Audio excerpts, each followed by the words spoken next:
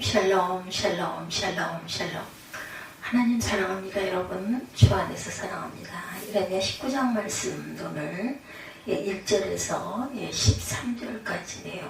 마지막 13절에 보니까 예루살렘 집들과 유다 왕들의 집들이 그 집 위에서 하늘의 만상에 분향하고 다른 신들에게 전제를 봄으로 더러워졌은즉 도벳 땅처럼 되리라 하셨다 하라 하시니, 이렇게 말씀합니다.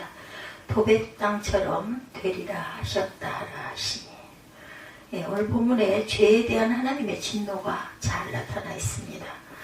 18장에 나오는 토기장의 비유의 연장선상으로 19장 오늘 본문의 비유를 깨어진 오죽병의 비유라는 명칭을 하기도 합니다.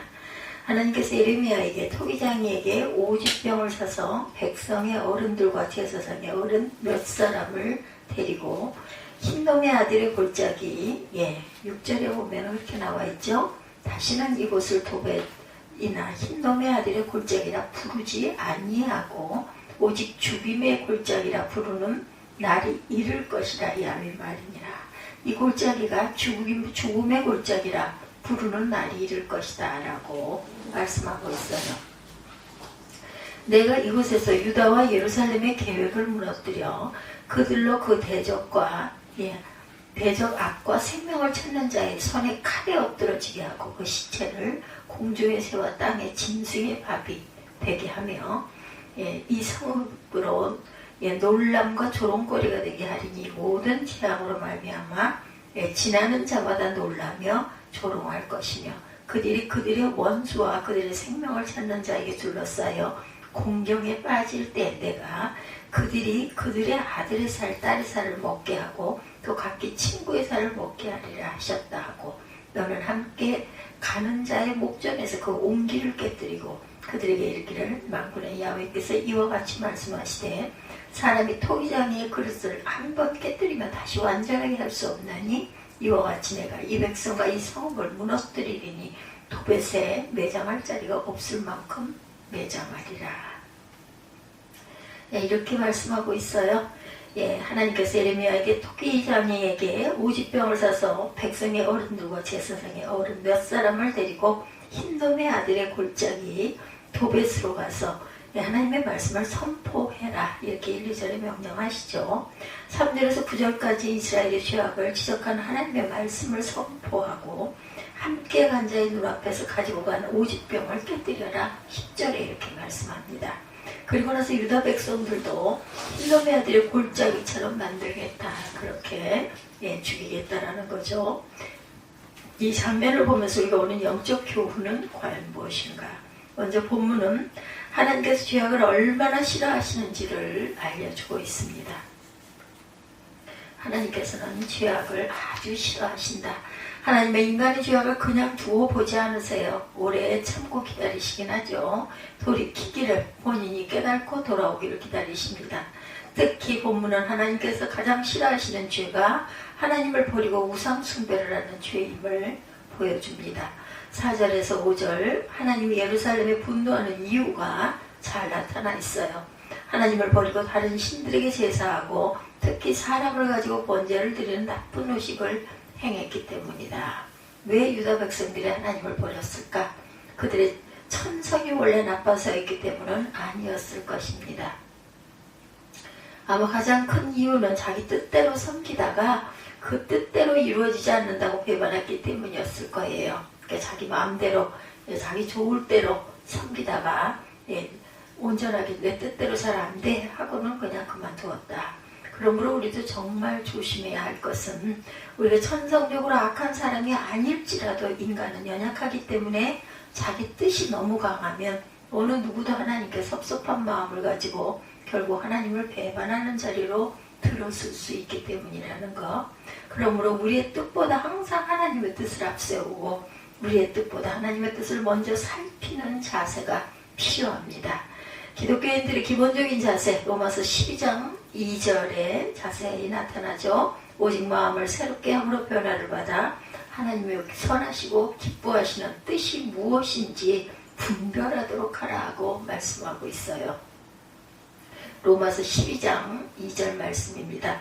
오직 마음을 새롭게 함으로 변화를 받아 하나님의 선하시고 기뻐하시고 온전하신 뜻이 무엇인지 분별하도록 하라. 하나님의 선하시고 기뻐하시고 온전하신 뜻이 무엇일까를 생각할 줄 아는 것, 그것이 우리 기독교인들의 가장 기본적인 삶의 자세가 되어야 합니다. 하나님의 뜻을 물을 줄 아는 저와 여러분들이 되시기 바랍니다. 이스라엘 백성들의 역사는 어떤 역사였어요? 자기 소원을 가지고 하나님을 섬기다가 이루어지지 않는다고 더디다고 하나님을 배반하는 역사였다. 하나님을 섬기는 동기에는 여러 가지 동기가 있어요. 두려움, 하나님의 진노가 무서워서 섬깁니다.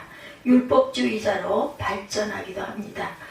또한 보상, 하나님의 보상을 주기를 바라는 마음으로 섬기기도 하죠. 기복주의자로 발전할 수 있습니다. 이 두 가지 동기가 아주 위험하죠. 그래서 하나님이 요구하시는 것이 있는데 그것은 하나님을 경외하는 것, 나를 경외하라. 하나님의 임재의식을 가지고 하나님이 나를 보신다는 생각으로 사는 것이에요. 하나님이 지금 나를 보고 계신다. 이와 같은 신성한 두려움은 영혼의 문직이라는 말이 있습니다. 그러므로 믿는 사람들은 두려워하지 말아야 할 것은 두려워하지 말아야 하지만 반대로 두려워해야 할 것을 두려워할 줄 알아야 되겠다. 하나님의 길로 행하는 것을 온전히 행하는 저와 여러분들, 하나님께서 나를 보고 계신다라는 생각을 항상 하고 살아가시기 바랍니다. 하나님의 말씀에 순종하고 하나님을 온전히 섬기는 것, 말씀을 잔소리를 생각하지 않고 내 행복을 위해 주어진 것이라는 생각을 할 줄 알아야 되겠다. 하나님을 믿는 신앙을 항상 축복의 수단으로만 생각해서는 안 되겠다. 그래서 하나님을 믿는 신앙을 하나님의 뜻을 행하는 나의 의무로 생각해 보시기 바랍니다. 어느 아버지가 임종이 가까워오는데 그때부터 갑자기 출가한 딸과 며느리의 효도 경쟁이 벌어집니다. 그 아버지는 손에 커다란 다이아몬드 반지를 끼고 있었는데 출가한 딸과 며느리는 그 반지를 자기에게 달라고 하죠. 그래서 반지 덕택에 효도를 잘 받고 결국 돌아가셨는데 나중에 알고 보니 그 다이아 반지는 가짜였다고 그래요. 효도는 귀한 말이지만 유산을 바라고 효도하는 일은 불쾌한 일입니다. 마찬가지 원리로 선한 일은 귀한 일인데 그것이 칭찬과 인정을 바라고 한다면 아름답지 못하죠. 신앙이나 경건이 수단이 되어서도 안 되고 또한 우리의 진실함이 소원을 이루는 방편이 되어서도 안 된다는 거죠. 그리스도인이란 과연 어떤 사람입니까? 내 소원보다 하나님의 소원을 앞서 생각하는 사람이고 내 영광보다 하나님의 영광을 앞서 생각하는 사람입니다. 모든 일에 하나님을 앞세우는 자세가 필요하죠. 하나님이 그것을 원하심을 오늘 본문은 우리에게 가르쳐 주세요. 또한 본문은 하나님의 뜻을 앞세우며 인내할 것을 우리에게 가르쳐 주시죠. 11절 말씀 봅니다. 사람이 토기장의 그릇을 한번 깨뜨리면 다시 온전하게 할 수 없나니 한번 깨뜨리면 다시 원상복귀는 어렵습니다. 그렇기 때문에 깨뜨리지 않도록 노력해야 되고 조심해야 되겠다. 죄의 원인, 실패의 원인을 찾으려고 너무 신경 쓰지 마시기 바랍니다. 어떤 상황에서도 그 상황을 허용하신 하나님의 뜻을 찾을 줄 알아야 되겠다는 것을 잊지 말자. 제자들이 소경 앞에 누구의 죄 때문이냐고 물으니까 주님께서 말씀하시죠. 누구의 죄 때문이 아니라 하나님의 하시는 일을 나타내고자 하심이라. 과거의 원인을 찾지 말고 미래의 약속을 바라보는 것이 중요합니다. 그리고 또 한 번 더 참고 한 번 더 인내하십시오.